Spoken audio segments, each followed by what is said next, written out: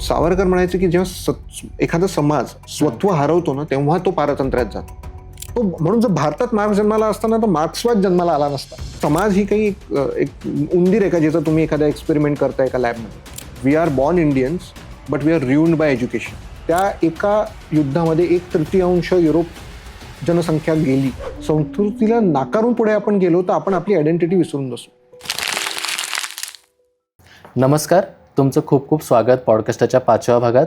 आज आपण आहोत पुण्यात, एका अशा ठिकाणी जिथे इतिहास अजूनही श्वास घेतोय, स्वातंत्र्यवीर सावरकर स्मारक. आज आपल्या विचार पद्धतींमध्ये पाश्चात्य साच्यांचा खूप जास्त परिणाम झाला आहे आणि त्यामुळे आपण आपल्याच संस्कृतींना बाह्य दृष्टीने बघतो. आज आपल्यासोबत आहेत एक अष्टपैलू विचारवंत आणि मीमांसा फाउंडेशनचे संस्थापक श्री अक्षय रानडे सर. तर तुमचं खूप खूप स्वागत पॉडकास्टच्या 5व्या भागात. आज आपण एका अत्यंत महत्त्वाच्या विषयावरती संवाद करणार आहोत, ते म्हणजे necessity of an Indic perspective.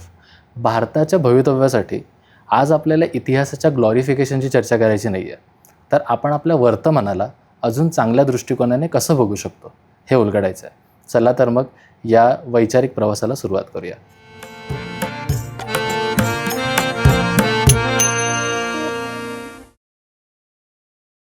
नमस्कार सर. नमस्कार. हा विषयच खूप जास्त आपल्याला सोपं आहे समजून घ्यायला, कारण आपल्या संस्कृतीच्या जवळ आहे. तर ह्या विषयाकडे जेव्हा तुमचा कल आला, कारण तुमचं प्रोफेशनल जर्नी जी आहे ती एका वेगळ्या विषयातली आहे आणि इंडिक पर्स्पेक्टिव्ह किंवा मीमांसा फाउंडेशन हे काम करायला तुम्ही जेव्हा सुरुवात केलीत, कुठला असा ट्रिगर पॉईंट होता तुमच्या आयुष्यातला जेव्हा तुम्हाला वाटलं की ह्याची गरज आहे?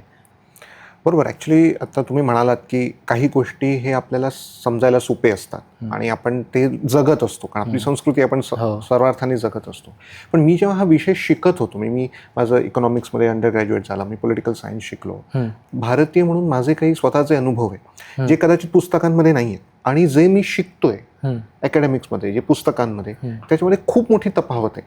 पुढे जेव्हा त्याचा आणखीन शोध घेणं सुरू केला तेव्हा आपल्याला लक्षात येतं की हा जो काही पुस्तकांमध्ये रचलेला भारत आहे तो एका विशिष्ट लेन्समधून येतो. मग कधी कधी तो हेतुपुरस्सर आहे आणि कधी कधी तो स्वाभाविकपणे होतो. एखादी व्यक्ती जर का मी उद्या युरोपातला काही अभ्यास करायला गेलो तर कदाचित माझ्याकडे भारतीय संस्कृतीचे काही मूल असतील ज्याच्यामधनं मी त्याचा अभ्यास करतो. सो काही हा हेतुपुरस्सर असतो आणि काही हा स्वाभाविकपणे आलेला दिसतो.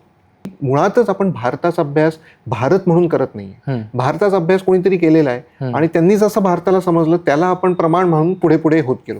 आणि म्हणून माझ्या ह्याच्यामध्ये अगदी मी शिकत असताना खरं सांगायचं झालं तर एक अर्थात काही तुम्ही जसं म्हणालात की पाश्चात्य लेन्स असतात आपल्या इथे, ते आहेच. आणि हळूहळू नंतर वेगवेगळ्या विचारधारांचा प्रभाव होतो, जसं उदारमतवादी विचारधारा आहे, त्यात मार्क्सवादी विचारधारा आहे. ह्यांच्या दृष्टिकोनातून जेव्हा आपण अभ्यास करू लागलो भारताचा, तेव्हा मला लक्षात येतं की खूप विचित्र चित्र भारताचं पुढे येतंय. आणि मी स्वतः म्हणजे माझ्या वैयक्तिक दृष्ट्या बघायला झालं तर एक वेळ होता जेव्हा मला सुद्धा ह्या विचारधारेचा माझ्यावर प्रभाव होता. पण खरं सांगायचं तर मी हळू जेव्हा विवेकानंदांना वाचणं सुरू केलं तेव्हा लक्षात आलं की भारतात सकारात्मकता खूप आहे, पण ह्या अभ्यासांमुळे आपणच न्यूनगंड आपल्या समाजावरती बाळगतो. म्हणून मला असं वाटतं की तो आपल्या स्वातंत्र्य काळानंतर ते कुठेतरी मागे राहिलं, तर आता पुन्हा आपल्याला त्याच्यापर्यंत जाता येईल का, हा तो प्रयत्न आहे. आणि त्याच्यातून हे सगळे विषय पुढे येतात. भारताची जी ज्ञान प्रणाली होती त्यात मुख्यत्वे संस्कृत आणि अरेबिक या 2 भाषांमध्ये शिक्षण दिलं जायचं. तर ती जी कडी होती ती कडी केव्हा तुटली आणि तिथून ती सुरुवात झाली का? कारण म्हणजे आपण असं म्हणू शकतो की ह्या सगळ्या विचारांचा जो प्रवाह होता तो तिथून कुठेतरी पलटला गेला. नक्कीच. म्हणजे संस्कृत अर्थात लोकल भाषांमध्ये पण होत होतं. म्हणजे संस्कृत भाषेतनं आपले जे काही धर्मग्रंथ आहेत किंवा तत्वज्ञानिक जे ग्रंथ आहेत त्यांचं संस्कृतमध्ये प्रामुख्याने हे होतं. पण जर का आपण बघितलं तर लोकल भाषांमध्ये सुद्धा शिक्षण होत होतं. आता ज्ञानेश्वरी जी ज्ञानेश्वरांनी लिहिली ती गीतेवरती, पण ती मराठी भाषेत लिहिलेली. मात्र काही प्रमाणात वसाहतवादांनी हा बदलला पूर्ण. हे म्हणजे अर्थात ब्रिटिशांचा जो प्रभाव आपल्यावरती आला, ब्रिटिशांची राजवट जी आली, त्याच्यामुळे सगळ्यात निर्णायक तो बदल झालेला आपल्याला दिसतो. कारण इंग्रजी भाषा भारतात इंट्रोड्यूस झाली आणि फक्त इंट्रोड्यूस नव्हतं, आपलं शिक्षण इंग्रजी भाषांमधनं होणं सुरू झालं. पण शिक्षण इंग्रजी भाषेतनं होणं हे चुकीचं नव्हतं, पण शिक्षण पद्धती बदलणं आणि हेतुपुरस्सर जी तुमची स्थानिक जी काही शिक्षण पद्धती होती, जे काही विचार होते, ते कुठेतरी दुय्यम आहेत आणि इंग्रजी शिक्षण, इंग्रजी विचार हा कुठेतरी मोठा किंवा ह्याच्यामध्ये एक सुपिरियरिटी कॉम्प्लेक्स निर्माण करण्यात आला. म्हणजे ते नेहमी दाखवलं असं गेलं की जे तुम्ही करताय ते स्टँडर्ड नाहीये, बरोबर, बट तुम्हाला फॉलो करायचं असेल तर हेच तुम्हाला प्रगतीकडे नेऊ शकतं. बरोबर. इनफॅक्ट आपण रुडयार्ड किपलिंग, मोगली आपण सगळे माहिती आपल्याला, त्याचे प्रसिद्ध लेखक रुडयार्ड किपलिंग आहे. त्यांची एक कविता आहे व्हाईट मॅन्स बर्डन म्हणून. बेसिकली त्यांचं म्हणणं काय आहे की हे जी सगळी भारत झाला किंवा ही जी काही संस्कृती आहे ही मुळातच खालची संस्कृती आहे, ही ज्याला आपण मागासलेली म्हणू शकतो. आणि हे व्हाईट मॅन्स म्हणजे त्यांचं हे आता दायित्व आहे की त्यांनी ह्या सगळ्या लोकांना सिव्हिलाइज करायचं. अशा पार्श्वभूमीतून जेव्हा एखादी सत्ता आपल्यावर राज्य करते तर स्वाभाविकपणे ते आपल्या संस्कृतीचं कसं वर्णन करतील हे आपल्याला लक्षात. हा भाग झाला. दुसरा भाग हा होता की आता तुम्ही विचार करा, जर का ब्रिटिश मुळातच एवढं तसं बघितलं जाईल तर छोटं राष्ट्र, पण तरी सुद्धा त्यांनी जगावर राज्य केलेलं आहे. तर कुठेतरी त्यांच्याकडे एक असं तंत्रज्ञान त्यांनी विकसित केलं असणार की हे राज्य ते टिकवू शकतील. आणि त्याचा मूलभूत भाग असा होता की त्यांनी जिथे ते राज्य करतायत तिथल्या लोकांना हे पटवून द्यायचं की ब्रिटिश राजवट ही त्यांच्याच हितासाठी आहे. म्हणजे इथे एक असा क्लास निर्माण करायचा जो हे मान्य करेल की ब्रिटिश राजवट ही भारताच्या उद्धारासाठी आलेली आहे. तर ह्या प्रकारे ते झालं आणि त्याच्यामुळे तुम्ही जे जसं म्हणालात की एज्युकेशन सिस्टम ही रिप्लेस झाली. आणि म्हणजे त्यांनी नकाशावर राज्य करण्याऐवजी मनांवरती, विचारांवरती राज्य असं केलं की नकाशे आपोआपच पलटले. आणि आपल्याला बरं असं नाहीये की इंग्लिश राजवट आल्यामुळे आपल्याला इनडायरेक्टली का होईना पण काही फायदे झालेच. आणि पण जसं की पूर्ण राजवटच भारताच्या रक्षणासाठी आलेली, हा जो विचार काही काही लोकांमध्ये झाला तो कुठेतरी आपल्याला मला वाटतं घातक होता. बघा असंही झालेलं आहे. मी पूर्णपणे आता ब्रिटिशांना दोष देण्यात अर्थ नाही, कारण ज्यावेळेस हे सगळं चालू होतं आपल्यावरती जेव्हा ब्रिटिश साम्राज्य होतं तेव्हा युरोपमध्ये काही प्रमाणात प्रगती होत होती. तर ज्या वेगाने तिथे प्रगत झाला ना तो वेग बऱ्याचशा भारतीयांना आपल्या इथे आणावा असं वाटत होतं की आपल्या इथे पण तशा प्रकारे प्रगती व्हावी. आणि ब्रिटन त्यावेळेस निर्विवादपणे प्रगती करत होतं. तर त्या प्रकारचं एक आकर्षण भारतीयांमध्ये होतं की हे जर का इतकं छोटं राष्ट्र होऊन इतकी प्रगती करू शकतं तर आपली इतकी प्राचीन संस्कृती आपण निश्चितच प्रगती करू शकतो. मग त्यांच्याकडनं आपल्याला काय शिकता येईल. तर ह्या सगळ्या प्रक्रियेमध्ये आपण, मला असं वाटतं की काही गोष्टी अनावधानाने का होईना पण त्या गोष्टी पूर्णपणे आपल्या ह्याच्यात स्वीकार केल्या आणि त्याचा कुठेतरी आपल्याला फरक जाणवून येतो. ओके. आता जेव्हा तुम्ही म्हणता की इंग्रजांचं कम्प्लिटली आपण म्हणू शकत नाही की त्यांचं कॉन्ट्रीब्युशन तेवढं नव्हतं, तर भारतीय स्वातंत्र्य चळवळीमधले असे कुठले लोक होते ज्यांनी ह्या रिफॉर्मसाठी प्रयत्न केले होते की जे स्वातंत्र्यपूर्व काळात आपण आपली एज्युकेशन सिस्टीम वाचवू शकलो असतो किंवा त्या विचारधारांना लिमिट करू शकलो असतो. म्हणजे आता पुण्यात आपण आहोत, एक नाव घेतलं तर टिळकांचं नाव आहे. त्यांनी तुम्ही जर का बघितलं तर त्यांनी राष्ट्रीय शिक्षा ह्याच्यावर भर दिला, नॅशनल एज्युकेशन. इंग्रजी भाषा हा प्रॉब्लेम नाहीये. टिळकांनी पण शाळा सुरू केली, इंग्रजी माध्यमातून सुरू केली, ज्या माध्यमातून आपल्याला सायन्स टेक्नॉलॉजी हे शिकता येईल. पण जे शिक्षण असेल ते राष्ट्रीय शिक्षण असेल. भारतीयांनी हिंदू धर्म शिकावा, इथे मुसलमानांनी इस्लाम धर्म शिकावा. आपला धर्म शिकणं हे गरजेचं आहे. तरच आपल्याला कळेल की आपल्यावरती जो प्रभाव बाहेरून होतोय तो कितपत योग्य. म्हणजे कसं आहे, सावरकर म्हणायचे की जेव्हा एखादा समाज स्वत्व हरवतो ना तेव्हा तो पारतंत्र्यात जातो. आणि इंग्रजी शिक्षणाने आपलं स्वत्व हरवण्याचं काम सुरू केलेलं होतं. ते स्वत्व पुन्हा जर का निर्माण करायचं असेल तर ते राष्ट्रीय शिक्षणातून होऊ शकेल. आणि मग टिळकांनी या सगळ्यांचे जे प्रयत्न होते ना ते त्या दिशेने होते. म्हणून मला वाटतं तो एक खूप महत्वाचा टप्पा आहे. तर वेगवेगळे प्रयत्न ह्या पातळीवर पण आपल्याला झालेले दिसतात. आता भारतात ज्या अभ्यास पद्धती आहेत म्हणजे इतिहासाला अभ्यासण्यासाठी, त्यापैकी कुठल्या अशा अभ्यास पद्धती आहेत ज्या आपल्याला सध्या रुचक नाही आहेत भारतीय संस्कृतीसाठी?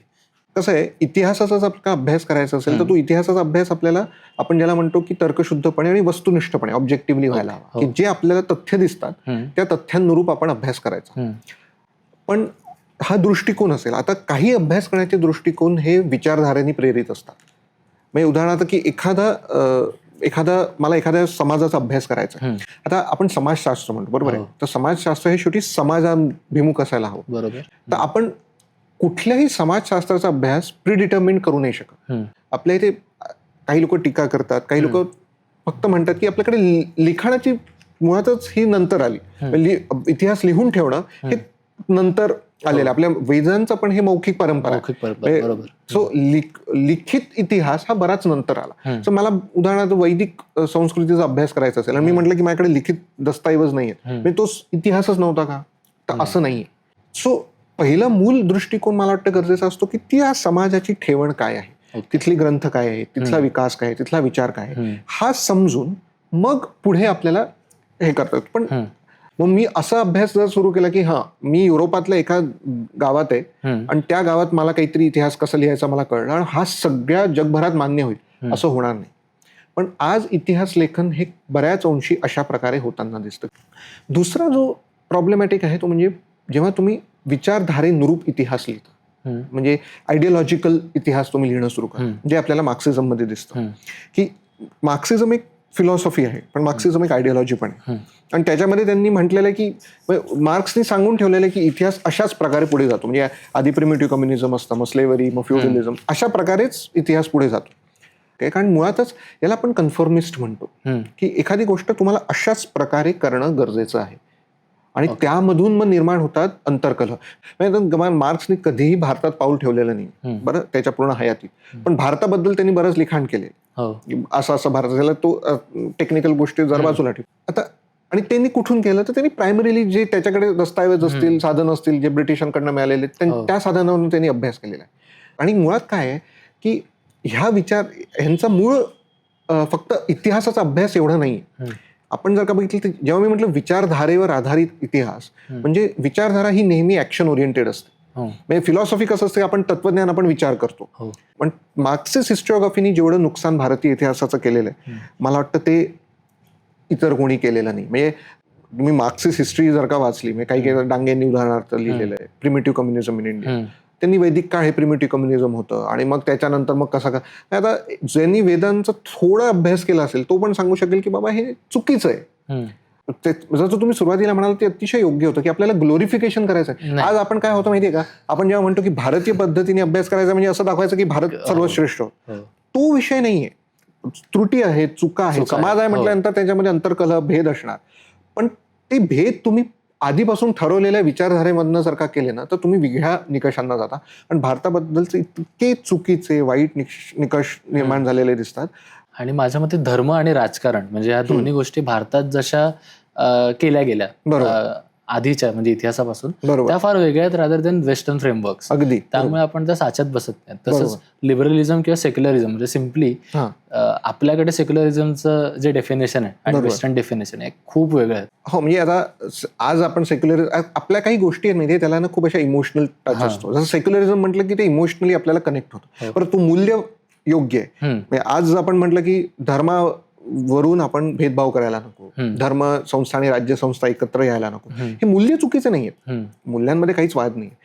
सेक्युलरिझम ज्या प्रकारे भारतात आणण्याचा प्रयत्न केला जातो ते मूळ भारतीय स्वभाव काय हा न समजता तो आपल्या इथे येताना आपल्याला दिसतो. म्हणजे आता अगदी सेक्युलरिझमचा तुम्ही इतिहास बघितला, आपण सेक्युलरिझम म्हणजे धर्म आणि राज्य व्यवस्था वेगळी, बरोबर, पण सेक्युलरिझमचा जन्मच हा ख्रिश्चन थिओलॉजीने झालेला आहे आणि त्याच्यात चूक काही नाहीये. पण ते का निर्माण होतं, कारण युरोपचा एक वेगळा इतिहास आहे. पूर्ण इतिहासात युरोप एकमेकांची भांडते, म्हणजे 16व्या 15व्या 16व्या 17व्या शतकामध्ये, आणि ती भांडणं ही धार्मिक भांडणं आहेत. आणि गंमत सांगायची तर दोन वेगळ्या धर्मांमधलंही नाहीये, दोन धर्मातल्या वेगळ्या पंथांमधलं, प्रोटेस्टंट आणि कॅथलिक्स मध्ये. आणि मग त्याच्यामधनं निर्माण होणारं व्हायलन्स, त्याच्यामधनं निर्माण होणारा कलहामधला एक सोल्युशन देण्यासाठी सेक्युलर स्टेटची निर्माण होणं सुरू होतं. आपण आता सेक्युलरिझमला धर्मनिरपेक्ष, सर्वसाधारणपणे धर्मनिरपेक्ष म्हणतो.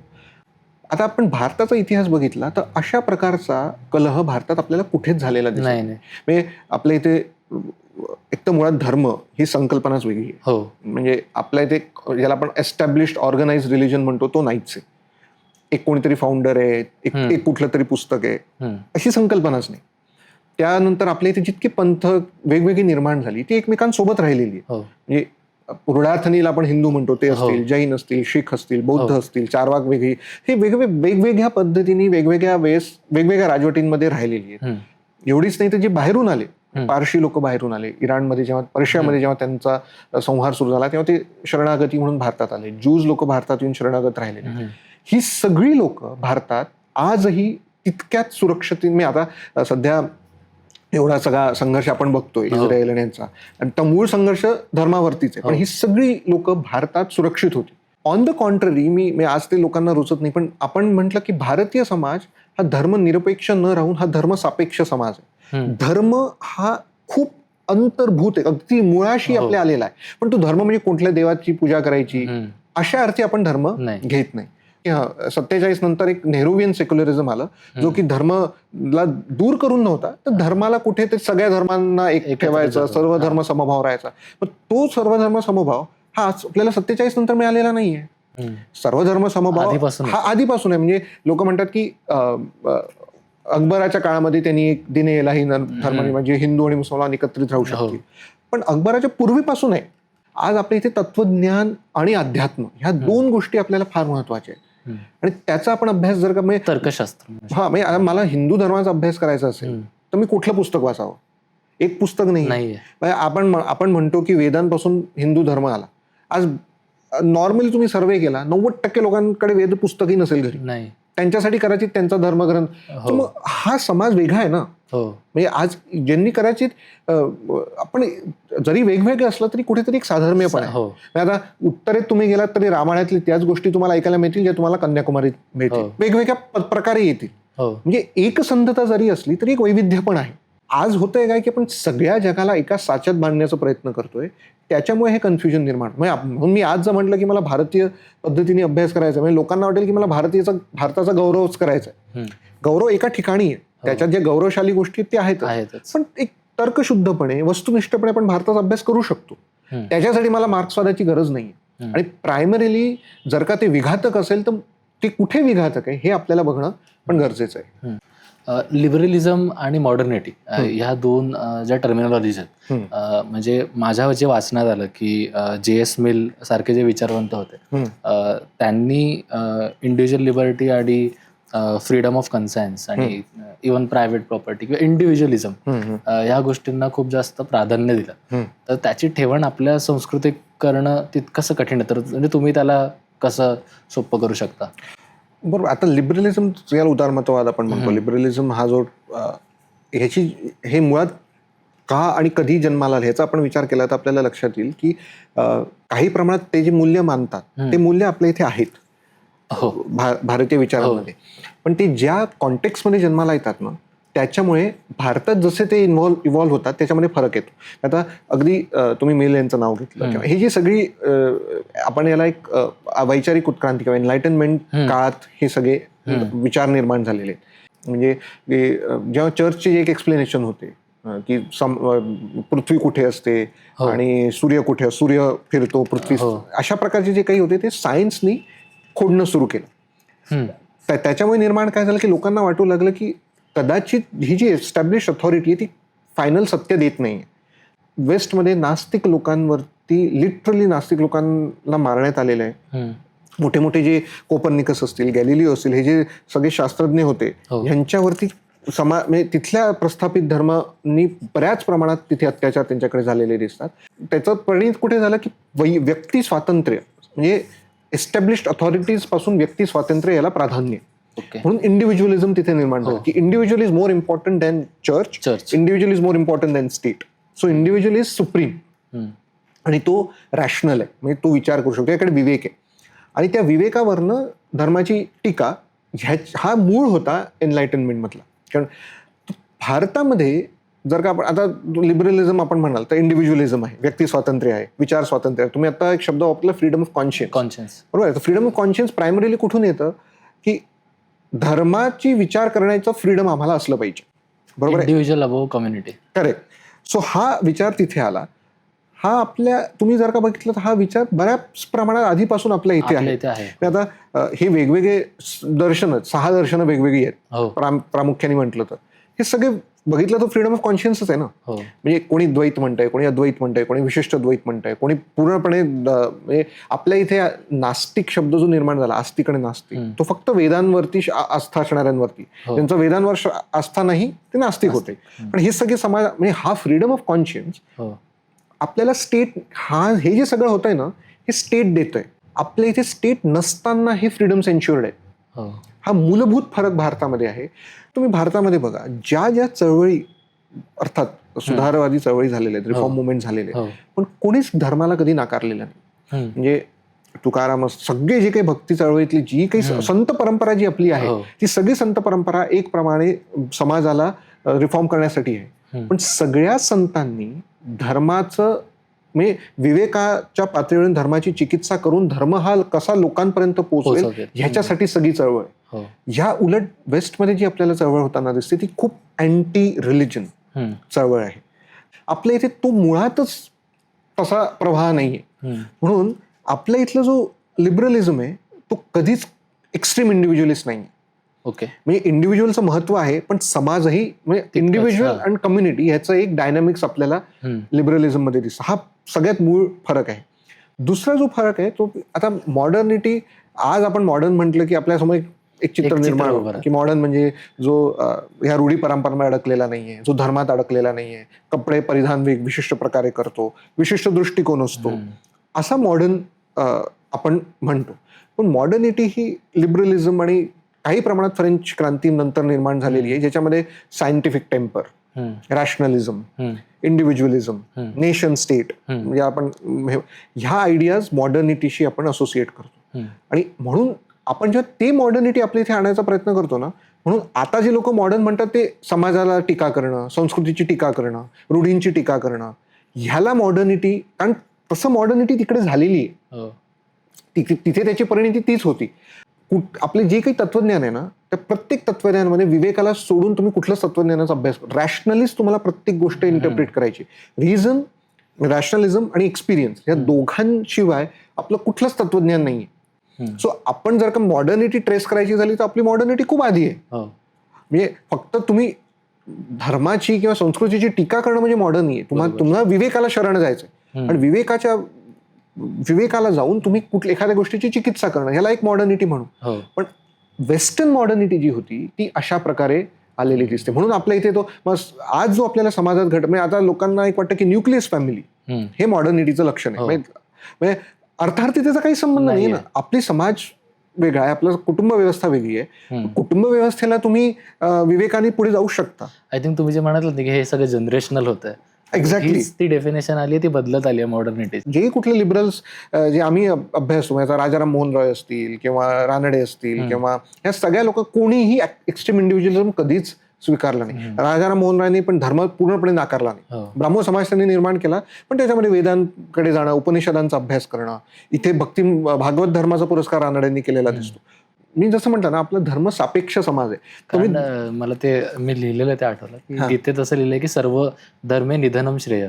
बरोबर, तुमचं कर्तव्य हेच तुमचं धर्म आहे. बरोबर. आणि मग ते त्यात तुम्ही कुठला धर्म फॉलो करता ही नंतरची गोष्ट आहे. बरोबर. पण तुमची कर्तव्य हाच तुमचा प्राथमिक धर्म आहे. बरोबर. मी एक विद्यार्थी असेल तर माझा विद्यार्थी धर्म वेगळा आहे, मी शिक्षक असेल तर माझा शिक्षक धर्म वेगळा आहे. आणि आपण धर्म त्याच अर्थी वापरतो आणि अर्थात त्याचं एक स्पिरिच्युअल कॉनोटेशन वेगळं आहे. तो प्रत्येक जण करतात. किती लोक असे असतील जे पूर्णपणे निरीश्वरवादी आहेत, पण त्यांना आपण आपल्या इथे निरीश्वरवाद्यांमध्ये त्यांची फार हे झालेलं अवहेलना झालेली आपल्याला दिसत नाही. सो म्हणून ऑरोबिंदो असतील, टिळक असतील, विवेकानंद असतील, इव्हन रवींद्रनाथ टागोर असतील, सगळ्यांनी हे म्हटलेलं आहे की भारतीय धर्म ही भारताची ओळख आहे. म्हणजे विवेकानंद तर म्हणायचे की तुम्ही, त्यांचं एक खूप छान लेख आहे ज्याच्यामध्ये त्यांनी 3 प्राचीन संस्कृतींचा अभ्यास केला. ज्युडिझम असेल, हिंदुइझम असेल आणि झोरास्ट्रियनिझम असेल, पारशी, ज्यू आणि भारतीय धर्म, हिंदू धर्म, तिघांचा त्यांनी अभ्यास केलेला. आणि त्यांनी म्हटलं आज बाकीचे जे पारशी आणि ज्यू असतील ते आज काही प्रमाणात नामशेष होण्याइतपत आलेले आहेत, पण भारतीय संस्कृती ही आजही अबाधित आहे आणि त्याला सिव्हिलायझेशनल मेमरी आहे. ह्याचं कारण आहे की आपली भारतीय स्पिरिच्युअलिझम हे इन्व्हिन्सिबल आहे. पण तुम्ही काही गोष्टी बघा कॉमन असतात. तुम्ही गावात गेलं ते ग्रामदेवता असते, म्हणजे तुमचं राम, लक्ष्मण, गणपती असो नसो, पण ग्रामदेवतेचं पूजा करणं हे महत्वाचं. तुम्ही जर का त्याचं सोशल डायनामिक्स बघितलं ना, ती एक जागा असते जिथे पूर्ण समाज एकत्र होतो. ह्या छोट्या छोट्या गोष्टी आपल्याला भारतभर दिसतात. दिस इज, हे कोणी एका कुठला देश, एका कुठला असं तो कुठला एक स्टेट नव्हता की पूर्ण भारतात एकच राजवट आहे, पण तरी सुद्धा हे आपल्याला भारतभरात दिसतं. भारताला मॉडर्निटीची गरज आहे. जसा समाज पुढे जातोय, आधुनिक विचार आपल्याला येणं गरजेचे आहेत, आधुनिकता अद्ययावत होणं, त्यात काहीच चुकीचं नाहीये. पण तिथे जे तत्व आहेत तेच भारताला लागू होतील असं समजणं हे मूर्खपणाचं लक्षण आहे. त्यांचा इतिहास वेगळा आहे. त्यांच्या इतिहासानुसार त्यांना काही गोष्टी भासल्या, त्यांनी तशा निर्माण केल्या. आपल्याला ज्या गोष्टी भासतात आपण तशा निर्माण करतो. म्हणजे modernity without identity leads to confusion आणि modernity with Indic perspective leads to clarity. Exact. म्हणजे भारत म्हणून मी मॉडर्न कसा राहील हे जास्त महत्वाचं आहे. तर ती क्लॅरिटी येणं गरजेचं आहे सध्या. एक्झॅक्ट. म्हणजे मॉडर्न असं एक वेगळी कुठली डेस्टिनेशन नाहीये की सगळेजण तिकडे पोहोचणार. भारतीय मॉडर्निटी वेगळी असू शकते, युरोपियन मॉडर्निटी वेगळी असू शकते, चायनीज मॉडर्निटी वेगळी असू शकते. आता आपले जे म्हणजे शैक्षणिक संस्था आहेत किंवा जनरली मीडिया हाऊसेस आहेत किंवा जिथे जनरली काहीतरी रिसर्च केला जातो तिकडे एक डिफॉल्ट ऑपरेटिंग सिस्टम आहे ह्या वेस्टर्न टेम्पलेट्सची. बरोबर. तर मग त्याला आपण ब्रेक करायला ती किती मोठी जर्नी आहे. कारण like I really want to go into Marxism. तुम्ही शब्द वापरला डिफॉल्ट ऑपरेटिंग सिस्टम, तो खूप योग्य आहे. कारण कसं होतं की म्हणून मी शैक्षणिक संस्था आणि मीडिया हाऊसेस कारण हे मेन चॅनल्स आहेत. अगदी म्हणजे आता कोणी लिहिलं होतं मला आठवत नाही, पण एका ठिकाणी मी मला वाचलेलं आठवतंय की we are born Indians but we are ruined by education. म्हणजे आपण भारतीय असतो पण जेव्हा एक विशिष्ट पद्धतीतनं आपण शिक्षण घेतो तेव्हा आपले भारतीय मूल कुठे कुठे हरवू लागतात. त्याचं कारण असं की त्याला काही स्वाभाविक कारण आहेत. म्हणजे आता समजून आपण म्हटलं की वसाहतवाद, कोलोनियलिझम, ब्रिटिश कोलोनियलिझम 201 वर्ष ढोबळमाने आपण त्यांनी इथे राज्य केलंय, तर स्वाभाविकपणे काहीतरी परिणाम समाजावरती होणार. पण काही ज्या गोष्टी असतात त्या काही गोष्टी मला असं वाटतं ज्या की हेतुपुरस्सर पण करण्यात आलेल्या. म्हणजे प्रामुख्याने आपली एज्युकेशन सिस्टम ही मागासलेली होती म्हणून त्याला बदलायचं आहे. मागासले म्हणून बदलणं हा ह्याच्यामध्ये काय होतं की एक न्यूनगंड निर्माण होतो. पण यद्यावत करायचं आहे, आज आपल्याला अप टू डेट करायचं आहे म्हणून बदलणं हा वेगळा आहे. क्वालिटेटिव्ह डिफरन्स आहे. भारतीय संस्कृती, भारतीय समाज, भारतीय विचार ह्याच्याबद्दल एक प्रकारचा तिरस्कार. कारण आपण आज पण देश म्हणून असाच विचार करतो की what will West think of us. अगदी. म्हणजे तुम्ही देश म्हणालात म्हणून आता मी जर का तुम्हाला म्हटलं, येऊन सांगितलं की भारत हा कधी देशच नव्हता, हे तुम्हाला पटेल का? 12व्या, 13व्या, 10व्या, 9व्या शतकात लोक भारताचं भ्रमणाचं ट्रॅव्हलॉग्स लिहित आहेत आणि हा खूप स्ट्रॉंगली एम्बेडेड आयडिया आहे की India is not a nation. Bharat हे राष्ट्र मुळात ब्रिटिशांनी निर्माण केलेलं आहे. काही जे ब्रिटिश असतील किंवा एकंदर युरोपियन लोक आहेत त्यांनी खूप पद्धतशीरपणे भारताचा अभ्यास केला. म्हणजे हे नमूद करायची गरज आहे की म्हणजे हॅट्स ऑफ टू देम. कारण जेवढं त्यांनी काही गोष्टी जसा अभ्यास केलाय ना त्याचा आपल्याला आज खूप फायदा होतो. पण स्वातंत्र्य काळानंतर तुम्ही मार्क्सिझम पण म्हणाला, स्वातंत्र्य काळानंतर ह्या डाव्या विचारांचा पगडा हा आपल्याला संस्थांमध्ये आणि एकंदरच विचार प्रणालीमध्ये वाढलेला दिसतो. आता कसं होतं की 1920, 1930 ह्या काळामध्ये ना मार्क्सवादाचा प्रसार जगभरात फार झाला आणि भारतामध्ये पण त्याचा प्रभाव पडू लागला होता. त्याला एक खूप जेन्युइन कारण असं आहे की मार्क्सवाद जेव्हा निर्माण झालं विचार, तर मार्क्सवादानी ॲज अ विचार म्हणून वसाहतवादाचा खूप विरोध केलेला आहे. आपण सुद्धा कोलोनियलिझमचा भारतात विरोध करत होतो. तर स्वाभाविकपणे वैचारिक एकसंधता आपल्याला मिळाली. पण त्या क्रांतीचं भारतामध्ये एक प्रकारचं आकर्षण होतं की हे साम्राज्यवादाविरोधात केलेली ही क्रांती. म्हणून भारतीय जे स्वातंत्र्य सेनानी होते ना त्यांचे हे जे रशियन रिव्होल्युशनरीज असतील ह्यांच्यासोबत टायप्स होते. म्हणजे सावरकरांचे सुद्धा रशियन रिव्होल्युशनरीज बरोबर संपर्क होते. सो ह्याचा एक प्रभाव जो होता ना, वैचारिक प्रभाव हा स्वाभाविकपणे भारतावर होता की मार्क्सवाद हा सुद्धा साम्राज्यवादाचा विरोध आहे. म्हणजे एनिमीज आर फ्रेंड. सोशलिझम किंवा मार्क्सला अकॅडमिकली इंट्रोड्यूस करण्यात आता आपल्याला गंमत वाटेल, पण टिळकांचं पण हात आहे. म्हणजे टिळकांनी 1890च्या दशकामध्ये पहिल्यांदा असा एक विचार युरोपात होतोय असं लिहून ठेवलेलं आहे. विवेकानंदांवरती पण काही प्रमाणात समाजवादाचा प्रभाव होता. पण ते त्याचे जे प्रॉब्लेम्स आहेत त्यालाही जाणून होते म्हणून त्यांनी कधी पूर्णपणे समाजवाद हा आपल्याला, कारण त्याचे प्रॉब्लेम्स त्यांनी कदाचित बघितले असतील पुढे काय होतील. बरेचसे लोक युरोपमध्ये शिक्षण घेऊन येत होते. तर युनिव्हर्सिटीजमध्ये, युरोपियन युनिव्हर्सिटीजमध्ये मार्क्सिझम याचा खूप प्रभाव होता. म्हणजे आपले जे इंग्लिश एज्युकेटेड लोक, नेहरू स्वतः समाजवादी होते. तर ह्यामुळे तो प्रभाव आपल्या इथल्या इन्स्टिट्यूशन्समध्ये आला. तुम्ही एक गोष्ट लक्षात घ्या की मार्क्सिझम हा जो विचार आहे ना, तसा तो विचार म्हणून काहीच चुकीचं नाही आहे. म्हणजे त्यांचं म्हणणं आहे की शोषितांसाठी आपण बोललं पाहिजे, संघर्ष आपण टाळला पाहिजे, समता यायला हवी. आता हे विचार कोणाला अमान्य असते? अमान्य असण्याचं काहीच कारण नाही.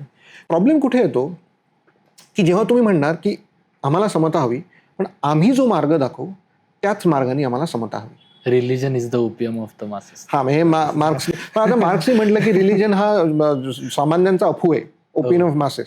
पण तुम्ही बघितलं म्हणजे मार्क्सवादामध्ये धर्माची प्रखर टीका आहे, पण मार्क्सवाद स्वतः एक धर्म म्हणूनच एक तिथे मार्क्स त्याचा क्रिएटर आहे, मार्क्सिस्ट पुस्तक एक आहे आणि लोक त्याला धर्मासारखंच हे बघतात. म्हणजे एखादा व्यक्ती शोषितांसाठी बोलत असेल तर कोणाला नाही आवडणार. तुम्ही आज जर का युथमध्ये बघाल 18-19 20 वर्षाची जी मंडळी असेल त्यांना मार्क्सवादाबद्दल प्रचंड आकर्षण असं मला एकेकाळी होतं. मी तुम्हाला म्हटलं ना की मला विवेकानंदांनी वाचवलं असं मी म्हणेन, पण त्याला एक ना एक इमोशनल टच आहे की आपण लोकांसाठी काही करतोय, आपण प्रस्थापिताच्या विरोधात जातोय, एक रिबेलियन त्याच्यामध्ये असतं. पण ते तितकंच घातक आहे. बरोबर. आपल्या सगळ्या संत साहित्य आपण वाचलं, जे का रंजले गांजले त्यासी म्हणे जो आपुले, तोची साधू ओळखावा देव तेथेची जाणावा, हे आपल्याला सांगितलेलं, संतांनीच सांगितलेलं आहे. त्याच्यासाठी आपल्याला मार्क्सची गरज नाही. शोषितांची काळजी करणं हा माणसाचा मूलभूत स्वभाव आहे. पण मार्क्सवाद एक विशिष्ट अपील घेऊन येतो आणि म्हणून मला वाटतं मार्क्सवादनं हे असं जंक फूड सारखं आहे. म्हणजे आपल्याला एकतर ते नको त्या सगळ्या ठिकाणी मिळतं, स्वस्त उपलब्ध असतं, पोस्ट ग्रॅज्युएट सिलेबस आपल्याला हवं असं वाटतं, खाऊन आपल्याला काहीतरी भरल्यासारखं वाटतं, पण ते आपल्याला आतून पोखरत असतं. मार्क्सवाद हे विचारधारेतलं जंक फूड आहे. त्याच्याबद्दल आकर्षण असतं आपल्याला, पण ते आपल्याला आतून कारण त्याच्यामध्ये एक प्रकारची वैचारिक अहंकार आहे. आणि म्हणून जिथे जिथे मार्क्सिस्ट क्रांती झाली आहे ना, चीन असेल, व्हिएतनाम असेल, क्युबा असेल, सोव्हिएत युनियन असेल, या सगळ्या ठिकाणी लोकांचं फक्त आणि फक्त शोषण झालेलं आहे. लोक मेलेली आहेत आणि फक्त एकाधिकारशाही त्या ठिकाणी निर्माण झालेली. पण आपल्या इथे कारण त्याचा प्रभाव होता म्हणून आपल्या इथे सगळ्या संस्थांमध्ये मार्क्सिझम बद्दलचं एक विलक्षण आकर्षण होतं. आणि त्याला भारत अपवाद नाहीये. ज्या ज्या देशांमध्ये कोलोनियलिझम होतं त्या त्या देशांमध्ये मार्क्सिझमचा प्रभाव होता. त्याच्यामुळे तुम्ही बघाल तर तुमचं लहान लहान गोष्टींपासून आपल्याला तिरस्कार, आपल्याला आधी आपल्या कुटुंबाचा तिरस्कार सुरू होतो, त्यानंतर आपल्या समाजाचा तिरस्कार सुरू होतो, राष्ट्राचा तिरस्कार हे खूप स्वाभाविकपणे होतं. म्हणजे मार्क्सनी म्हटलेलं आहे, कम्युनिस्ट मॅनिफेस्टोनी म्हटलेलं आहे की क्रांती ही तुमच्या कुटुंबापासून सुरू होणार. म्हणजे सगळी तुमची जी काही व्यवस्था आहे त्या व्यवस्थेचा विरोध करणं हा त्याचा गाभा आहे. बरं, आपण म्हणतो ना इतिहासातून शहाणं व्हावं. बरं, इतिहास आपल्याला दिसतोय, आपल्या इतिहासात दिसतंय की मार्क्सवादी क्रांती जिथे जिथे झाली तिथे फक्त आणि फक्त रक्तलांछित इतिहास येतो. तरीही इथले लोक शहाणे होत नाही. चायना आपल्या शेजारी आहे, तिथे काय निर्माण, माओ जेदुंगनी जी क्रांती घडवून आणली त्याच्यामध्ये कितीतरी लाख लोक मेली आहेत. आणि ते तर एक झालं क्रांतीमध्ये. क्रांतीनंतर जे विरोध करत होते ना की आम्हाला असं नकोय, त्यांना देखील माओनी मारून टाकलंय. तर इतिहासातून आपण शहाणं होत नाही. तर म्हणजे दासबोधात पडतं मूर्खाची लक्षणं आहेत. हे म्हणजे जे इतिहासातनं शहाणे होत नाही ते पडतं मूर्ख आहेत. तुम्ही जे अंडर ग्रॅज्युएट विद्यार्थी असतात त्या लोकांचं तुम्ही बघितलं तर त्यांना हा विचार खूप आवडतो, भावतो. त्याचं एक कारण म्हणजे एक तर आपल्या समाजाचं ऍक्च्युअल काय आहे त्याचं वर्णन नाही आणि त्यांच्यासमोर तो ऑल्टरनेटिव्ह नाहीये. आणि हा जो मार्क्सवाद त्यांच्यासमोर जो ऑल्टरनेटिव्ह आणतोय त्याच्यामुळे त्यांना भारतीय समाज चुकीचा आहे, इथे फक्त जाती व्यवस्था आहे, इथे फक्त शोषणच होतं, इथे अमुकच आहे, अशी जर का मी चित्र निर्माण केलं तर मात्र मला आपल्या समाजाबद्दल घृणा निर्माण होते, धर्माबद्दल घृणा निर्माण होते. आणि ते करण्याचं काम आज मार्क्सवाद खूप यशस्वीपणे केलंय असं म्हणायला हरकत नाही. म्हणून इंडिक पर्स्पेक्टिव्हचा एक खूप मोठा चॅलेंज आहे की ही जी एस्टॅब्लिश्ड हेजिमनी आहे मार्क्सिस्ट टेम्पलेटची, त्याला एक खूप सशक्त, कारण एक गोष्ट लक्षात ठेवा, मार्क्सिस्ट अप्रोच हा खूप सायंटिफिक वाटतो, खूप रॅशनल वाटतो, खूप अकॅडमिक वाटतो.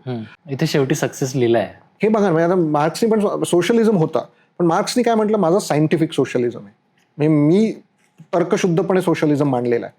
पण असं शक्य आहे का? समाज ही काही एक उंदीर आहे का ज्याचा तुम्ही एखादा एक्सपेरिमेंट करताय एका लॅबमध्ये? प्रत्येक समाज वेगळा असतो, वेगवेगळ्या पद्धतीने तो पुढे जात असतो. पण एक कुठेतरी कुठल्या, म्हणून मला असं सारखं वाटतं की भारतामध्ये मार्क्स जन्मालाच आला नसता.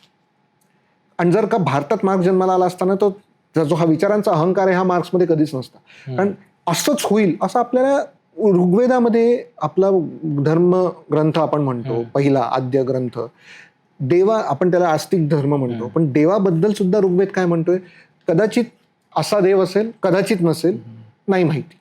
म्हणजे तिथे सुद्धा लोकांनी एक्सपिरियन्स करण्याचं इव्होल्युशन आणि रिव्होल्युशन दोन्ही आहे.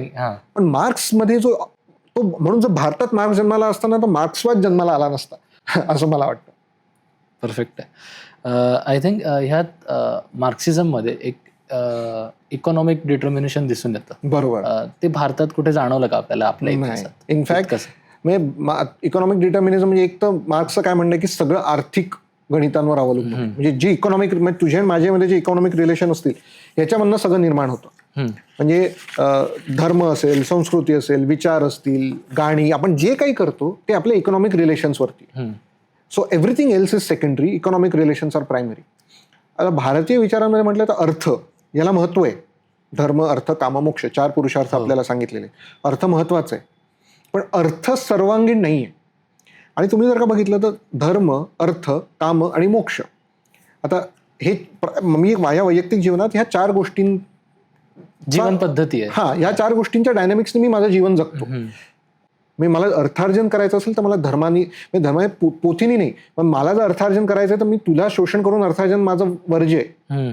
मला जर का उपभोग घ्यायचा असेल एखाद्या गोष्टीचा तर तो उपभोग मी कोणाच्या कॉस्टवर उपभोग घेऊ शकत नाही, म्हणून धर्माची सांगड आहे त्याला.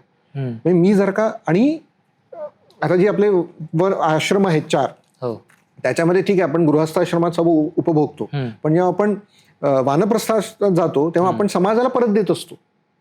सो आपल्या इंडिव्हिज्युअल लाईफचे स्टेजेस आहेत आणि प्रत्येक स्टेजमध्ये आपण कसं राहायचं ह्याचं वर्णन आपल्याला समाजाच्या रचनेत दिसतं. तर तो कधीच डिटर्मिनिस्टिक नाहीये आणि डिटर्मिनिस्टिक नसल्यामुळे त्याला फ्लेक्झिबल आहे. सो आणि त्या इकॉनॉमिक डिटर्मिनिझममुळे होतं कसं की डिटर्मिनिझम म्हणजे पूर्वनियोजित आहे, असंच होणार असं मार्क्सनी म्हणून ठेवलेलं आहे. आपण इतिहासात बघितलं तर तसं कधीच झालं नाही. म्हणजे मार्क्सनी जे जे म्हटलं त्याचं एकही प्रोफेसी आजपर्यंत कुठेही सक्सेसफुल झाली नाही. लेनिननी पण जो पहिली क्रांती आणली ती मार्क्सनी जी म्हणून ठेवलेली त्याच्या विरोधात जाऊन आणलेली आहे. आणि त्याचे विरोध करणारे, मार्क्सच्याच विचारांवर विरोध करणारे खूप मोठा वर्ग रशियामध्येच होता. तो यशस्वी नाही झाला, तो अर्थात वेगळा विषय आहे. सो म्हणून इकॉनॉमिक डिटर्मिनिझम हा नाही, कुठलंच डिटर्मिनिझम नाही. म्हणून मार्क्सिझम हे फंडामेंटली अँटी इंडियन आहे इन टर्म्स ऑफ फिलॉसॉफी. जर इंडिया ही एक प्रशासकीय ओळख असेल आणि भारत ही एक सांस्कृतिक आणि बौद्धिक ओळख असेल, तर तुम्ही आता एक्सप्लेनेशन देताना भरपूर साऱ्या संज्ञा वापरल्या ज्या भारताशी आणि आपल्या परंपरेशी निगडीत होत्या. बरोबर. तुम्ही एक वर्ड मला सांगितलं होतं, इंडिक व्होकॅब्युलरी. तर त्याबद्दल. बरोबर. जसं आता सगळ्यात मूलभूत म्हणजे आपण जेव्हा धर्म म्हणतो, आता बराचसा तुम्ही हा जो वेस्टर्न सोशल सायन्स आहे ना, त्याचे जे वेस्टर्न टेम्पलेट्स आपण म्हणतो, जे आपण अभ्यास करतोय, ते खूप दिसताना ते सेक्युलर दिसतात, पण ते सेक्युलर नाही आहे. ते खूप ख्रिश्चन थिओलॉजीमधनं निर्माण झालेले सगळे टेम्पलेट्स आहेत. हेतुपुरस्सर नाही आहेत. आता एकही शब्द नाही आहे इंग्रजीमध्ये जो विच इज इक्विव्हलंट टू धर्म. काही लोक ड्युटी म्हणतात, काही लोक रिलिजन म्हणतात, काही लोक बाइंडिंग म्हणतात, आणि ते स्वाभाविक. म्हणजे म्हणून आपल्याला व्याख्याच कशी आहे की धर्म हे सूक्ष्म आहे, सटल आहे. पण मला जर का भारताच्या समाजाचा, मी समजून मला भारतीय समाजाचा अभ्यास करायचा, इंडियन सोशॉलॉजीचा अभ्यास करायचा असेल तर fundamental thing is to understand this धार्मिक टेम्पलेट. ती व्होकॅब्युलरी समजणं गरजेचं आहे की धर्म म्हणजे इथे काय आहे आणि मग तो समाजात कसा जातो. आता आपले जे उदाहरणार्थ मी तुम्हाला सांगतोय, आता आपण पुण्यात आहोत, वारीचा उत्सव वेळा सुरू आहे. तर मला वारीचा जर का अभ्यास करायचा असेल फॉर एक्झाम्पल, तर मी त्याचा काय म्हणून अभ्यास करणार. म्हणजे ती चळवळ आहे, ती मुवमेंट आहे. बरं, वारी 1000 वर्षांपासून सुरू आहे. म्हणजे त्यावेळेस तर वेगवेगळे राजवटी असतील. म्हणजे आता महाराष्ट्रातून ही महाराष्ट्रातली वारकरी आहेत प्रामुख्याने, पण कर्नाटकातले वगैरे पण वारकरी मंडळी येतात. तर त्याच्यासाठी मला आधी वारकरी संप्रदाय काय आहे, मग त्यासाठी संप्रदाय काय आहे, संप्रदाय हा वैष्णव आहे का, मग वैष्णव काय आहे. तर ह्याच्यासाठी जर का मला एक एक गोष्ट समजून घ्यायची असेल, आणि मग शेवटी ते आहे तर सगळे एकच, पण ते एकत्व करे कसं जातं ह्याच्यासाठी मला त्या व्होकॅब्युलरीज मला, मी जर का ह्याला ॲज अ सेक्टेरियन मुवमेंट म्हटलं एखाद्या वेस्टर्न टेम्पलेट प्रमाणे, तर मला वारकरींचा गाभाच निघून जाईल. का एवढी मोठी ही इतक्या वर्षांपासून, आज ठीक आहे आपण सोशल मीडियामधून बघतोय, 1000 वर्षापूर्वी कसं लोकांना माहिती होतं की आज या ठिकाणी पोहोचायचं, आनंद घेऊन आम्ही पंढरपूरला जाणार. सो हा जर मला फिनॉमिनन कॅप्चर करायचा असेल तर मला इथल्या ह्या संप्रदाय कसे निर्माण झाले, ती चळवळ म्हणायसाठी शब्द नाही म्हणून ठीक आहे, ती कशी आली, आज वामप्रती संप्रदाय एवढा का आहे, तो का त्या दिवसांपासून तिकडे जातोय. हे आता आपण कुंभ झाला, तर कुंभ ही आता लोक त्याला रिलिजियस गॅदरिंग म्हणतील, पण जर कुंभाचा इतिहास मला अभ्यास करायचा असेल तर अर्थात अध्यात्मिक भाग आहे, तिथे आखाडे, तिथे सगळ्या धर्माच्या धार्मिक अनुषंगाने जितके आखाडे आहेत, जितके पंथ आहेत, सगळे लोक तिथे येतात. पण त्याची एक आर्थिक गणितं होती. त्या कुंभमेळ्यामध्ये सामाजिक समरसतेचे विचार असायचे, ज्याला आपण रिफॉर्म म्हणतोय, रिफॉर्मचे विचार असायचे. सो मी त्याला रिलिजियस गॅदरिंग म्हणू, मी त्याला सोशल गॅदरिंग म्हणू, मी त्याला हे सगळ्याच गोष्टी तिकडे होत्या. सो मला जर का त्याचा अभ्यास करायचा असेल तर मी धर्माच्या कक्षेतून करू शकतो, पण त्यासाठी मला धर्म समजावा लागेल. कारण धर्माला सामाजिक भाग आहे, धर्माला राजकीय भाग आहे, धर्माला वैयक्तिक भाग आहे, धर्माला आध्यात्मिक हे पण आहे. देव, आता गॉड्स ही आणि आपण देव ज्याला म्हणतो, आपले वेगवेगळे देव, इंद्रदेव आहेत, अमुक आहेत, आणि जे वेस्टर्न गॉड्स आहेत त्याचा काही संबंध नाही. आपले देवदेवतांची संकल्पनाच वेगळी आहे. आपल्या इथे इटर्नल हेल, इटर्नल हेवन संकल्पनाच नाहीये. म्हणजे आपल्या इथे देव हे राक्षसांशी हारतात, कधी जिंकतात, युद्धामध्ये देवांनाही शाप होतात, हे असं फार कॉमन आहे. म्हणजे एखाद्याने जर का बाहेर जाऊन म्हटलं की देव कसा काय हरतो, हरूच शकत नाही. कारण ते डेटीज हा संकल्पना आपल्या इथे वेगळी आहे. आता वर्ण आणि जाती ह्या दोन भिन्न संकल्पना आहे. कारण कास्ट ही संकल्पना ही इसेन्शियली पोर्चुगीज संकल्पना आहे किंवा युरोपियन बऱ्याचशा लोकांनी वर्णाला हे एथनिक किंवा रेशियल रूप दिलेलं आहे. ते वर्णावरून आपल्याला वाटतं की रंग, पण आता आपल्या उदाहरणार्थ आपला कृष्ण हा कृष्णवर्णीय आहे ना, म्हणजे आपल्या इथे काही रेशियल डिवाइड नाही आहे. तो कृष्णवर्णीय, आपल्या इथे कितीतरी देव कृष्णवर्णीय आहेत आणि काही श्वेतवर्णीय आहेत. म्हणजे एकच देव श्वेतवर्णी पण असू शकतो, कृष्णवर्ण पण असू शकतो. सो तो काही रेशियल नाही आहे. आता आपल्या इथे वेदांचाच अभ्यास करून आर्यन द्रविडियन थिअरी मांडली होती, म्हणजे आर्यन इन्व्हेजन थिअरी, जी की बराच काळ सोशल सायन्सेसमध्ये खूप प्रॉमिनंट होती. पण आपल्याला वाटेल ही साधी थिअरी तर आहे, पण फक्त थिअरीने त्याच्यामुळे आपल्या समाजात इतकं विघटन निर्माण झालं. म्हणजे त्यांचं म्हणणं काय होतं की आर्य हे द्रविड इथले मूल निवासी होते, आर्य हे कुठून तरी सेंट्रल एशियामधून आले, त्यांच्याकडे प्रगत शस्त्रास्त्र होते, म्हणून त्यांनी मूलवासी आर्य लोकांना, द्रविड लोकांवरती युद्ध केलं, त्यांना हरवलं आणि त्यांच्यावरती मग राज्य करणं सुरू केलं. आता आपल्याला द्रविड पार्टी माहिती असते, DMK अमुक तमुक. ह्या द्रविड, त्यांचं काय म्हणणं होतं की आर्य आणि द्रविड हे दोन वेगळे रेशियल ग्रुप आहेत, ह्यांच्यामध्ये संघर्ष होता आणि आर्य लोकांनी द्रविड लोकांवरती अत्याचार केले. आज आता आर्किओलॉजिकल, लिंग्विस्टिक, जेनेटिक्स सगळे एव्हिडन्सेस या थिअरीला पूर्णपणे नाकारतात. असं कधीच झालेलं नाही. आर्य असं मूल निवासी म्हणजे आपण सगळे इथले मूल निवासीच आहोत, द्रविड वेगळे मूल निवासी. पण त्याच्यामुळे द्रविडिस्तान अशी चळवळ सुरू झाली होती की द्रविड हे वेगळं देश व्हावा म्हणून. मी आता तुम्हाला गंमत वाटेल की मी शिकत असताना, म्हणजे मला मास्टर्स मध्ये मी शिकत होतो तेव्हा मला एक हे स्कॉलरच होते, त्यांनी रामायणाचं वर्णन हे वन काइंड ऑफ कोलोनियलिझम केलं होतं. म्हणजे राम हा आर्य, रावण हा द्रविड, हे दोघांमधला संघर्ष, आणि रामानी द्रविडांवरती विजय करण्यासाठी केलेलं नाही कोलोनियल युद्ध आहे. अशा प्रकारे रामायणाचं वर्णन. जर का कोलोनियलिझम करायचं असतं तर रामाने तिथे राज्य करायला हवं, पण रामानी हे राज्य हे तिथे रावणानंतर ह्याला म्हटलं की तू आता राज्य कर, माझं अयोध्या आहे. हे तो फेमस श्लोक आहे ना, रामाने जो लक्ष्मणाला म्हटलं की अपि स्वर्णमयी लंका नमे लक्ष्मण रोचते जननी जन्मभूमिश्च स्वर्गादपि गरीयसी, की लक्ष्मण म्हणतो की अरे सोन्याची लंका आहे, आपण इथे राज्य करू शकतो, पण हा परत येतोय. हे कोलोनियलिझम, आपण कोलोनियलिझम जे काय जे तिथे जाऊन राज्य करताय, शोषण करताय. म्हणून काही ठिकाणी तुम्ही जे खूप द्रविड विचारांमध्ये असतात ना, त्यांचा रामायणाला खूप विरोध आहे, कारण त्यांच्यासाठी तो आर्य आहे. पण एक स्मॉल थिअरी ही समाजामध्ये किती तेढ निर्माण करते आणि त्याचा पुरस्कार आपल्याला खूप ठिकाणी झालेला दिसतो. वैष्णव लोक म्हणतात वैष्णव आणि शैवांमधला द्वंद्व आहे, म्हणजे तो सेक्टेरियन वॉर आहे. कारण त्यांनी सेक्टेरियन वॉर हा कॅथलिक्स आणि प्रोटेस्टंट मधला बघितला. वैष्णव आणि शैव यांच्यामधले मतभेद असतील, मतांतर असतील, पण तो सेक्टेरियन वॉर नाहीये. पण मी जर का युरोपियन सेक्टेरियन वॉर म्हणून मी वैष्णव आणि शैवांमधला द्वंद्व आहे, तर पूर्ण कन्क्लुजन्सच त्या ठिकाणी बदलून जातात. आणि माझ्या मते तुम्ही हे ज्या प्रकारे मांडलं ते खूप जास्त आपल्या परंपरेतली जी वादमूल्य प्रणाली आहे त्यात परफेक्ट बसतं. बरोबर. त्याबद्दल तुम्ही अजून थोडं सांगा वादमूल्य प्रणालीबद्दल. आणि जसं म्हणजे आपल्याकडे जितके धार्मिक संप्रदाय आहेत वेगळे वेगळे आहेत, बरोबर, प्रत्येकाचे कोणी ना कोणी फॉलोअर्स होते, बरोबर, आणि त्यांनी काही ना काहीतरी म्हटलेलं आहे, बरोबर, पण कधी ते एकमेकांशी भांडत नव्हते. त्या आपल्या परंपरेतल्या वेगळ्या धार्मिक पायऱ्या होत्या. अगदी. आणि आय थिंक हीच खरी व्होकॅब्युलरीची डेफिनेशन आहे की ती डिक्शनरी अजून आपल्याला तयार करायची आहे, इव्हॉल्व करायची. म्हणजे आपल्या इथे मोठी वाद परंपरा आहे. म्हणजे शास्त्रार्थ व्हायचं म्हणजे आता अगदी प्रगल्भता विचारांची किती असेल तुम्ही बघा, की आता दोन वेगळ्या विचारांमध्ये जर का शास्त्रार्थ होत असेल, उदाहरणार्थ मी अद्वैत विचारांचा समर्थक आहे आणि तुम्ही जर का द्वैत विचार, दोन वेगवेगळे विचार आहेत तुम्ही, आणि ह्या दोघांमध्ये वाद व्हायचा त्यांच्या त्यांच्या ग्रंथानुरूप, आणि ते वाद चालायचे, कधी कधी 2 दिवस 3 दिवस वाद चालायचे, पण जो त्याच्यात जिंकायचा ना, तर जो व्यक्ती हरतोय तो त्याचा स्वीकार करायचा स्वेच्छेने. म्हणजे एकेकाळी म्हणजे शंकराचार्यांचं आदि शंकराचार्य जे आहेत त्यांनी वेदांत, म्हणजे वेदांताचे अद्वैत वेदांताचं ते पाईक म्हणता येईल, त्यांनी अशा म्हणजे एक काळ होता जेव्हा बुद्ध विचारांचा प्रभाव भारतामध्ये जेव्हा हवला होता, तेव्हा तो विचार आणि अद्वैत विचार यांच्यामध्ये द्वंद्व निर्माण झाला.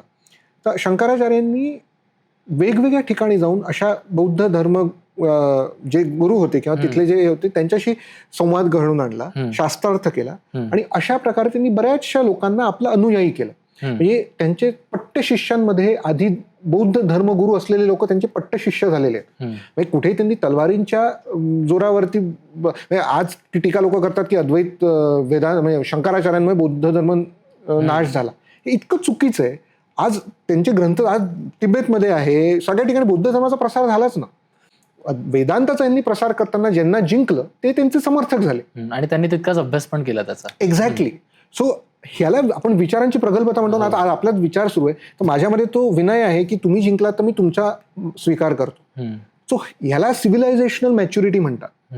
आता अद्वैत आणि द्वैत हे दोन विचार असतील, तर जर मला अद्वैताचं खंडन करायचं असेल मी पूर्वपक्ष मांडतो, आणि नंतर पूर्वपक्ष म्हणजे ज्या विचारांचा मला टीका करायची आहे त्याचा पक्ष मी आधी मांडतो, आणि मग माझी टीका त्याच्यावर लिहितो. तर पूर्वपक्ष करणं हे मॅन्डेटरी आहे. आणि पूर्वपक्ष म्हणजे आपल्याला, तुम्ही पूर्वपक्ष वाचलं तर लक्षात येईल तर त्या माणसाचा किती अभ्यास आहे अद्वैताचा. आणि मध्वाचार्य असतील या सगळ्या लोकांनी जेव्हा अद्वैताचं वगैरे पण टीका केली असेल ना, तरी त्यांनी ज्या प्रकारे पूर्वपक्ष मांडलाय त्याला आपल्याला लक्षात येईल की यांनी किती त्यांना उच्च स्थानी ठेवलेलं आहे. म्हणजे आज जर का मला एखाद्याची टीका करायची असेल तर मी त्याला त्याची निंदा नालस्ती करणार, त्याला शिवीगाळ देणार आणि मी त्याचा विरोध करणार. आधी जी आपली हे वाद परंपरा आहे त्याच्यामध्ये तो पूर्वपक्षाचा अभ्यास, त्याच्यानंतर त्याला उत्तर, म्हणून आपल्याकडे सगळे विचार डेव्हलप झाले ना. जर का मी तलवारीच्या जोरावरती केलं असतं तर कुठला ना कुठला एक संप्रदायाचा नामशेष झाला असता की आम्ही वेगळे विचारांसोबत एकत्र जगू शकतो. एकम सब परबौद्ध वदंती हा तत्वच आहे की सत्य एकच आहे, लोक वेगवेगळ्या पद्धतीने त्याला मांडतात. म्हणजे 47 म्हणजे आपण जेव्हा भारताचं स्वातंत्र्य होत होतं आणि आपण नवीन राष्ट्र आता निर्माण होणार, मॉडर्न नेशन स्टेट होणार, असं 47 मध्ये आपलं लिटरसी रेट होतं 17%. ओके. आणि आपण जर का आपलं नाव लिहू शकतो तर आपण लिटरेट, हे लिटरसीचं पायक होतं. ओके. 17% लोक लिटरेट आहे. आपण डेमोक्रेसी स्वीकारली, हे साधी गोष्ट नाहीये. आपण डेमोक्रेसी 47 साली स्वीकारली. आपण जाती कुठल्याही आधारावरती मतदान केलं नाही. जो त्यावेळेस 21 वर्षाचा मोडे तो सगळे मतदान करू शकेल. म्हणजे जवळपास 83% लोक जे साक्षर नाही ते मतदान करणार आहेत. तरी लोकांना काय वाटतं की आपली लोकशाही टिकणार नाही. एक तर इथे इतके धार्मिक कल आहेत, इथे बौद्ध धर्म आहे, जैन आहेत, हे कसे एकत्र राहणार. म्हणून लोक लिहित होते की हे 20-30 वर्षात ह्या देशाचं विघटन होणार. आज आपल्या आजूबाजूचे देश तुम्ही बघा, ज्यांच्यामध्ये उदाहरणार्थ पाकिस्तान, हे धर्मावर निर्माण झालेलं राज्य, एक धर्म तिथे होता. 20 वर्षात त्यांचे 2 आधी बांगलादेश निर्माण झाला भाषेच्या आधारावरती. श्रीलंकामध्ये काय सुरू आहे, म्यानमारमध्ये काय सुरू आहे, नेपाळमध्ये काय सुरू आहे. आज भारत एक फक्त टिकलेला नाही, एक सशक्त राष्ट्र आहे. एवढं सशक्त आहे की बाहेरचे लोक बघतात की हे कसं एवढी डायव्हर्सिटी मॅनेज होती. म्हणजे आज जेव्हा युरोपमध्ये मायग्रेशन सुरू झालं ना, युरोप टिकलं होतं जोपर्यंत तिथे फक्त ख्रिश्चनिटी मेजॉरिटी रिलिजन होता. आज जसं जसं मायग्रेशन सुरू झालं आज लोकांना तिथे त्रास होत आहे. आपल्या इथे ही डायव्हर्सिटी पूर्वापार आहे. सो हे टिकण्यासाठी लोकांचा जो स्वभाव लागतो ना, आणि तो स्वभाव येतोय कुठून, तो आपल्या समाजातून येतोय, तो आपल्या संस्कृतीतून येतोय. आज एखादा वेगळा धर्म, कोणी वेगळ्या धर्माचं पालन करत असेल, आपल्याला त्याच्याबद्दल काही, आपली खूप फ्लेक्झिबिलिटी आहे. आणि म्हणून हा टिकलेला आहे. इतकी विविधपूर्ण अंतर्भेद दिसतील तुम्हाला, कलह दिसतील, समाज म्हटल्यानंतर त्रुटी असणारच. आपल्या समाजात त्रुटी नाही असं नाही, जातीच्या त्रुटी असतील, लोकांमध्ये कलह असतील, ते काहीच वाद नाही. तो कोणाला चुकलेला आहे. पण हे असून जर का वर्षोनवर्ष एक समाज टिकतोय तर त्या समाजाची काहीतरी ठेवण वेगळी असणार. तर ते समजणं, म्हणून सगळे वेस्टर्न स्कॉलर्स हे अचंबित होते की हा टिकला कसा. आणि हे आय थिंक मला असं वाटतं की लिटरसी आणि ज्ञान यातला फरक आहे हा. फरक आहे, बरोबर आहे. म्हणजे आज अगदी आपली आजी असेल जी 3री-4थी शिकलेली असेल, पण तिच्याकडनं आपल्याला काही काही फिलॉसॉफिकल अशा गोष्टी कळतात जे अगदी ज्यांनी थिओलॉजी केलेलं त्यालाही नाही कळणार. म्हणजे सर्व धर्म समभाव शिकवण्यासाठी युरोपमध्ये एक चळवळ घडा, म्हणजे जो रिलिजियस वॉर झालाय तिथे 33 इयर्स वॉर त्याला म्हणतो, त्या एका युद्धामध्ये 1/3 युरोप जनसंख्या गेली त्या एका युद्धामध्ये, फक्त धर्मावरती असणाऱ्या याच्यावरती. एक सोशलायझेशन आहे ज्याला आपण लोकशाही मूल्य म्हणतो ना. लोकशाही म्हणजे फक्त इलेक्ट करून नेता येणं हे नाही आहे. ते पाकिस्तानमध्ये होते, ते चीनमध्ये होते, त्यांना आपण लोकशाही म्हणत नाही. पण वेगवेगळ्या विचारांबरोबर आम्ही राहू शकतो, जगू शकतो, त्याला न मारता, हे मूलभूत लोकशाहीचं जे तत्व आहे ना, ते इथल्या समाजात पूर्वापार आहे. म्हणून ती लोकशाही टिकते आणि आजही उद्या प्रगत होणार आहे. इंडिक व्होकॅब्युलरी आणि ह्या सगळ्यात जेव्हा आपण पुढचं पाऊल बघतो, म्हणजे आता भारतीय विचार करणं म्हणजे नक्की काय.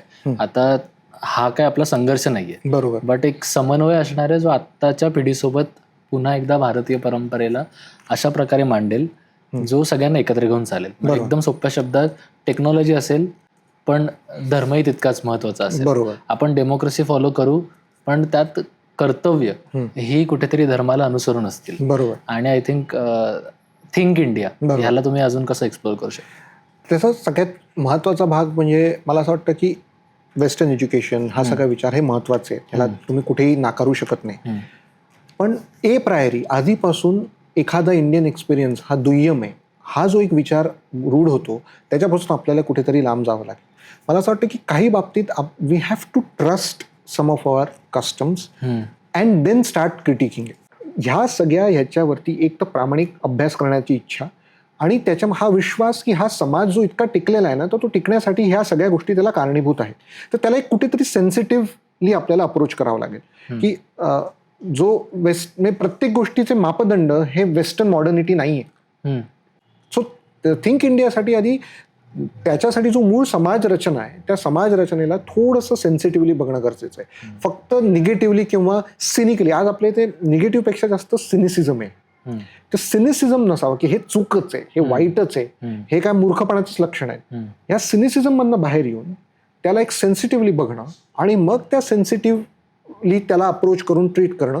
आणि नंतर वस्तुनिष्ठ तर राहायचंच आहे, एखादी गोष्ट चूक आहे तर चूकच आहे, म्हणजे त्याला आपण वस्तुनिष्ठ, पण ते चूक आहे समजण्यासाठी आधी आपल्याला त्याचा फाउंडेशन करणं मला वाटतं गरजेचं आहे.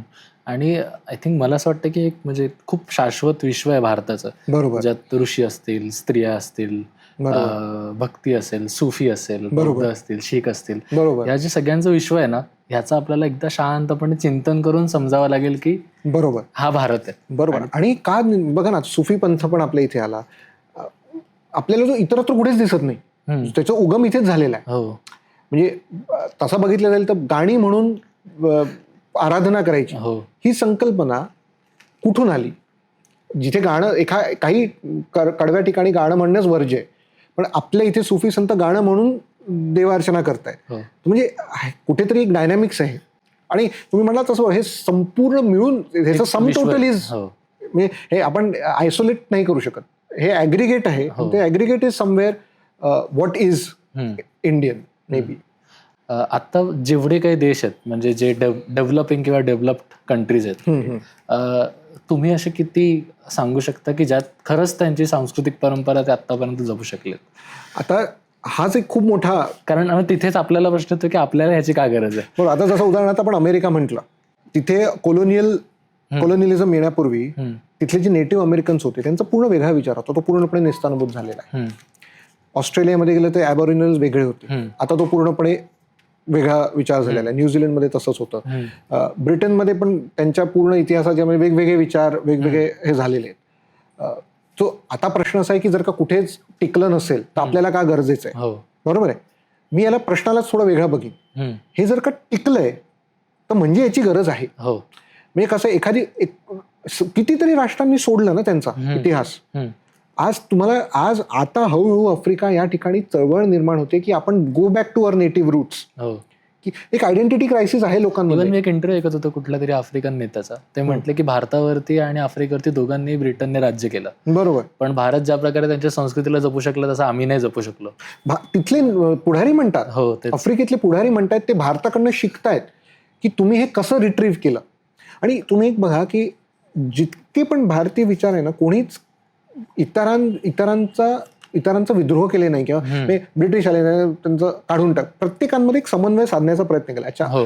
पण आज आपण टिकतोय आणि हे लोकांनी सांगून ठेवलेलं आहे. म्हणजे सगळ्या आपल्या विचारांनी, टिळक असतील, विवेकानंद असतील, ऑरबिंदो असतील, या सगळ्या ज्यांचं भारतीय विचारांमध्ये पाया आहे ना, त्या सगळ्यांनी सांगितलंय की आपली ओळख ही आपली सांस्कृतिक ओळख आहे. ह्याच्या अनुरूप आपण पुढे जातोय. ती आपली सांस्कृतिक ओळख आहे म्हणजे ती कोणालाही दूर करण्यासाठी नाही, किंवा संस्कृती ही आपली इनफॅलिएबल आहे, त्याच्यामध्ये काही चुकी असं नाहीये. त्रुटी असतीलच, पण त्या त्रुटींना सुधारून आपण पुढे चाललोय. संस्कृतीला नाकारून पुढे आपण गेलो तर आपण आपली आयडेंटिटी विसरून बसू. आणि मग या थॉट फ्रेमवर्कसाठी म्हणजे तुम्ही इंडिक पर्स्पेक्टिव्ह म्हणजे नक्की काय? सो आता हाच कारण कसं आहे ना, बरीच वर्ष गेलेत आपण हरवून बसलोय बऱ्याचशा आपल्या गोष्टी.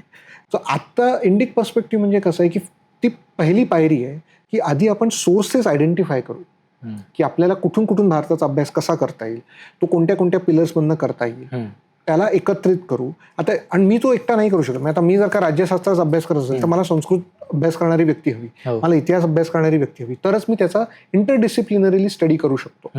आणि त्याला ट्रीट करणं त्या रियालिटीजने. Okay. So that is first and fundamental step. Next is then to create a template. म्हणजे आज टेम्पलेट्स नाही आहेत असं नाही. उदाहरणार्थ एक अगदी आत्ताच एक ऑस्ट्रेलियन सोशोलॉजिस्ट आहे, त्यांचं पुस्तक येणार आहे. त्यांनी म्हटलंय इंडिया इज अ धार्मिक डेमोक्रेसी. की ती एक चौकट आहे, ती आपण सगळीकडे अप्लाय करू शकतो. ती भारतभर आपल्याला कॉमन दिसते आणि त्याच्या बेसिसवरून आपण मग त्याचा अभ्यास करू शकतो. सो मग next step is to identify that structure template and then to analyse Indian reality. So हे 3 स्टेप प्रोसेस आहे. राईट नाऊ खूप प्रयत्न सुरू आहेत. म्हणजे काही वर्षांमध्ये ह्याला गती मिळालेली आहे. बरेच लोक अशा प्रकारे अभ्यास करतायत, आपापल्या पद्धतीने करतायत, which is what is needed. म्हणजे प्रत्येक जण त्यांच्या पद्धतीने कुठेही कन्फर्मिस्ट राहून कुठल्याही आयडिओलॉजीची साथ घेऊन केला तर तुम्ही आयडिओलॉजीला जी अपेक्षित आहे त्याच्या निकषावर येऊन थांबणार. पण तुम्ही आयडिओलॉजी लांब केली आणि मला फक्त हा फिनॉमिनॉन काय आहे, मला वारकरी संप्रदाय काय, हा फक्त समजून घ्यायचा, मला काही कशाशी घेणं देणं नाही. स्टँड अलून जेव्हा तुम्ही एखादी गोष्टीचा अभ्यास करणं सुरू कराल तेव्हा मला वाटतं हळूहळू टेम्पलेट्स पण डेव्हलप होतील. पण फंडामेंटली मला असं वाटतं की ही 2 वे प्रोसेस आहे. एक अनलर्निंग करायची गरज आहे. इफ नॉट अनलर्न, त्याला स्केप्टिकली बघावं लागेल आणि दुसऱ्याला सेन्सिटिव्हली बघावं लागेल. भारतीय स्केप्टिसिझम अँड सेन्सिटिव्हिटी दोघांची गरज आहे पुढे Indic perspective, strong Indic perspective develop करायला.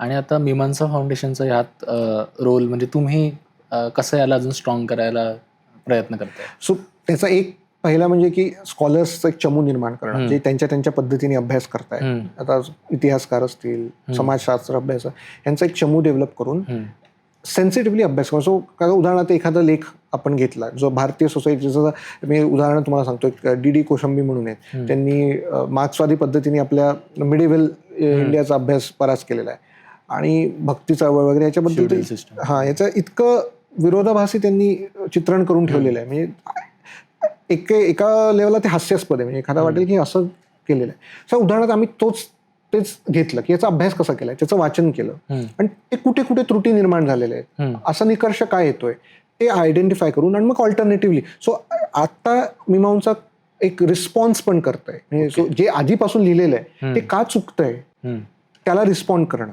सो त्याला एक चॅलेंज करणं, ह्या लेवलवरती आहे. And second level which is एकदम फाउंडेशनल की we are creating ways to study the. मला जर का भक्ती चळवळ अभ्यास करायचा असेल तर मी कसा अभ्यास करेन, जेणेकरून मग त्याला मला त्यावेळेस उदाहरणार्थ की परकीय राजवटींचा भक्ती चळवळवरती काही प्रभाव होता का, त्याला मग त्याच्यासाठी मला सोशॉलॉजिस्ट हवा, हिस्टॉरियन हवा, मराठीचा ज्याचं ज्ञान आहे तो हवा. सो अशा चमू गोळा करून मग त्याच फिनॉमिनलला मी कसा अभ्यास करू शकतो. राईट नाऊ एक रिस्पॉन्स पण गरजेचं आहे. जोपर्यंत रिस्पॉन्ड करणार नाही तोपर्यंत त्यातल्या त्रुटी करणार नाही. आणि but a more matured step is की ह्याला मग ऑल्टरनेटिव्ह, तर इव्हेंच्युअली मीमांसा फाउंडेशनला तिथे जायचं की एक alternative template, alternative methodology rooted in Indian perspective develop करायची, ज्याच्यावरून आपण वेगवेगळ्या फिनॉमिनांचा अभ्यास करू शकतो. म्हणजे ज्या प्रकारे तुम्ही अभ्यास करताय, I think this is not necessity, this is urgency. Yes, definitely. नक्कीच. आणि येस, आय थिंक खूप प्रश्नांची उत्तरं मिळाली. असं भरपूर ज्ञान होतं जे ऐकलेलं होतं, पण असं असतं का, तसं असतं का, बरंच क्लिअर झालं.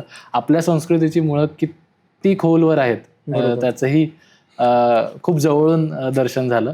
आणि त्याचप्रमाणे नुसतीच धार्मिक आणि सांस्कृतिक बाजू असण्यापेक्षा बौद्धिक बाजू कशी आहे आपल्या परंपरेची, ती तुम्ही खूप सोप्या पद्धतीने मांडलीत. आणि पॉडकास्टला इतका वेळ दिल्याबद्दल खूप खूप धन्यवाद. Thank you so much. तुम्ही आलात आणि हा विषय आता बरेच लोक घेत आहेत, हळूहळू पण गरज आहे, आणि तुम्ही हा विषय घ्यावासा वाटला याच्याबद्दल तुमचे आभार आणि धन्यवाद. थँक्यू.